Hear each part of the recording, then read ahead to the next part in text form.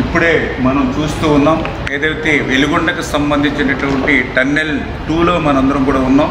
ఈ టన్నెల్ 2లో కూడా చాలా క్లిష్టమైనటువంటి వర్క్. ఇప్పుడే మనం నడుచుకుంటూ వస్తూ ఉంటే ఈ 30 మీటర్లోనే 3 చోట్ల కొలాప్స్ అయి కింద పడినటువంటి ఏదైతే రాక్స్ను కూడా మనం చూస్తూ ఉన్నాం. అంటే ఇటువంటి ప్రమాదకరమైనటువంటి క్లిష్టమైనటువంటి పనులు నిత్యం ఈ టన్నెల్లో ఉన్నటువంటి స్థితి. మొన్ననే మన తెలంగాణలో కూడా ఇట్లానే టన్నెల్ కొలాప్స్ అయ్యి ఏ రకంగా అయితే అక్కడ విషాదం చూసాం, మనందరం కూడా చూసాం. అటువంటి క్లిష్టమైనటువంటి పనులు కూడా జగన్మోహన్ రెడ్డి గాలికి వదిలేస్తే మళ్ళీ మన కూటమి ప్రభుత్వం అధికారంలోకి వచ్చిన తర్వాత ఈ 22 నెలల్లో మరి హెడ్ వర్క్స్ కానీ టన్నెల్ 2కి లైనింగ్ అండ్ బెంచింగ్ పనులు కానీ ఫీడర్ కెనాల్ అయితే మొన్ననే 460 కోట్లు పెట్టి ఆ లైనింగ్ అండ్ సీసీ వాల్ నిర్మాణం కానీ ఇవన్నీ పనులు పూర్తి చేసుకుంటూ వస్తుంది. ఈ పనులన్నీ ఒక ఎత్తు. ఈ టన్నెల్ 2లో ఇప్పుడు మనం చూసేటువంటి చిక్కుబడిపోయినటువంటి టన్నెల్ బోరింగ్ మెషిన్ ఒక ఎత్తు.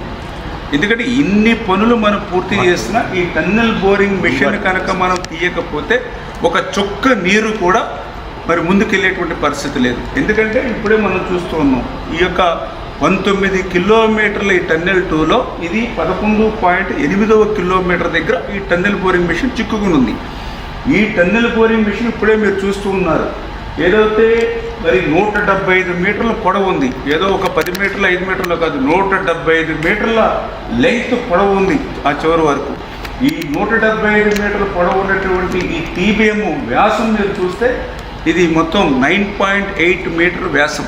అంటే ఏదైతే మొత్తం సొరంగం ఏదైతే టన్నెల్ ఉందో మొత్తం ఎక్కడ కూడా ఒక 1 ఇంచ్ కూడా ఖాళీ లేకుండా అది క్లోజ్ చేస్తుంది. అంటే టన్నెల్ బోరింగ్ మెషిన్ని మనం వెలికి తీస్తేనే మనం ఈ యొక్క వెలుగొండ నుంచి నీరు ముందుకు తీసుకెళ్తాం. కానీ జగన్మోహన్ రెడ్డి 5 సంవత్సరాల పాలనలో ఈ టన్నెల్ బోరింగ్ మెషిన్ ఇట్లా చిక్కుబడిపోయి ఉంటే దీన్ని వెలికి తీయడానికి వీలు లేకుండా హైకోర్టు స్టే ఆర్డర్ దీని మీద ఇచ్చి ఉంటే కనీసం చిన్న ప్రయత్నం కూడా చేయకుండా మరి ఆ రోజు వెలుగొండ పూర్తయిపోయిందని ఇన్ని క్లిష్టమైనటువంటి పనుల్ని దగ్గర 3,000 కోట్ల రూపాయల విలువైన పనులు ఇంకా మిగిలి ఉండగానే ఆయన మరి జాతికి అంకితం అని చెప్పి ఈ యొక్క జిల్లాని కానీ ఇక్కడ రైతులు కానీ ఎంత మోసం ఎంత దగా చేశాడో ఇవాళ ఈ టన్నెల్ బోరింగ్ మిషన్ ఇక్కడ చిక్కుకున్నటువంటి విషయాన్ని చూస్తేనే మనందరికీ కూడా స్పష్టంగా అర్థమవుతున్నటువంటి పరిస్థితి. కానీ ఈరోజు ఈ కూటమి ప్రభుత్వం వచ్చిన తర్వాత ఈ 22 నెలల్లో ఈ యొక్క 1,000 కోట్ల రూపాయల పనులు ముందుకు తీసుకెళ్లడమే కాదు, 5 సంవత్సరాల్లో పరిష్కారం కానిటువంటి టన్నెల్ బోరింగ్ మిషన్ను ఏదైతే హైకోర్టులో స్టే ఉందో చంద్రబాబు నాయుడు గారు సైతం ఆయన అడ్వకేట్ జనరల్ గారితో మాట్లాడి అడ్వకేట్ జనరల్ గారు కూడా స్వయంగా అటెండ్ అయ్యి మరి నిన్ననే ఈ టన్నెల్ బోరింగ్ మిషన్ మీద ఉన్నటువంటి స్టే ఆర్డర్ని వేకౌట్ చేయడం జరిగింది.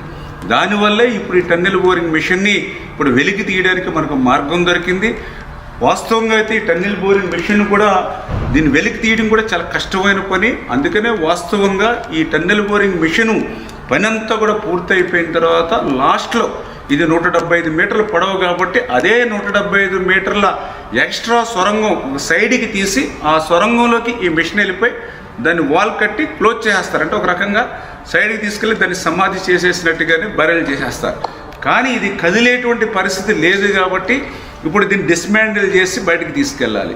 ఇది డిస్మాండిల్ చేయాలన్నా కూడా క్లిష్టంగా ఉంది కాబట్టి ఇప్పుడు మా ఏజెన్సీ అదేవిధంగా అధికారులతోటి దీన్ని మ్యానుఫ్యాక్చరింగ్ ఎవరైతే ఉంటారో వాళ్ళతో కూడా సంప్రదింపులు జరిపి మ్యాక్సిమం ఎంతో తొందరగా, ఎందుకంటే కనీసం 4 నెలలు పడుతుంది అన్నారు, ఒక 2-3 నెలల్లో అయినా సరే మన సీజన్కి నీళ్ళు ఇచ్చే సమయానికి ఇది డిస్మాండిల్ చేసేటువంటి విధంగా ఒక షెడ్యూల్ని రూపొందించుకోమని చెప్పడం జరిగింది. అందుకే ఇప్పుడు ఈవేళ అర్ధరాత్రి అయినా సరే మేము ఈవేళ టన్నెల్లో ఉండి ప్రతి పనిని కూడా సూక్ష్మంగా పరిశీలిస్తూ క్షేత్రస్థాయిలో పరిశీలిస్తూ ఈరోజు ఈ టన్నెల్ బోరింగ్ మిషన్ దగ్గరికి వచ్చి ఇక్కడ వాస్తవమైనటువంటి స్థితిని కూడా మరి ఈవేళ మేమందరం కూడా ఐడెంటిఫై చేసుకుని దాని ప్రకారం షెడ్యూల్ రూపొందించుకుంటూ ఉన్నాం.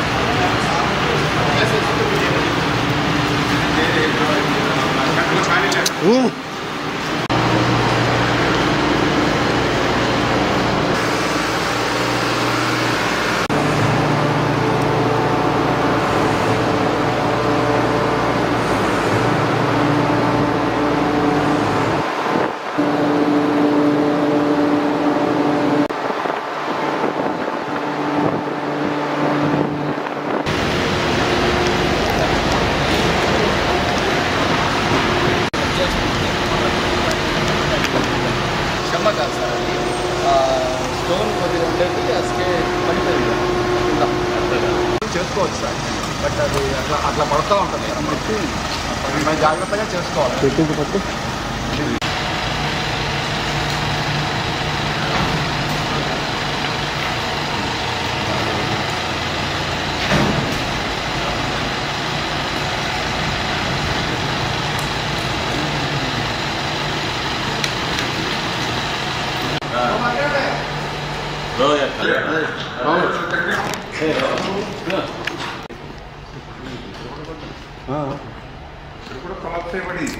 అవును కొట్టింది. ఎప్పుడు పడిందంటే అది ఎప్పుడో ప్లాస్టిక్ పడింది సార్.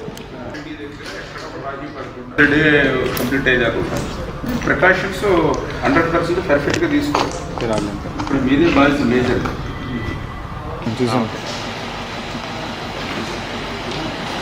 బాగా ఎక్కువ టెంపరేచర్ కూడా వచ్చేదాన్ని దీనివల్ల మీకు 2 రకాల ప్రాబ్లం వచ్చింది. మీకు మనం పని చేసుకోవడానికి కూడా వెంటిలేషన్ కూడా లేదు, ఓన్లీ వన్ సైడే ఉంది. దానివల్ల ఇక్కడ పని చేయడం కూడా కష్టం వస్తుంది.